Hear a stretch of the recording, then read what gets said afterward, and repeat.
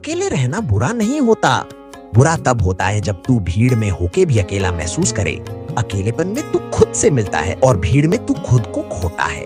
कभी कभी सबसे बड़ी हीलिंग होती है बस खुद के साथ वक्त बिताना।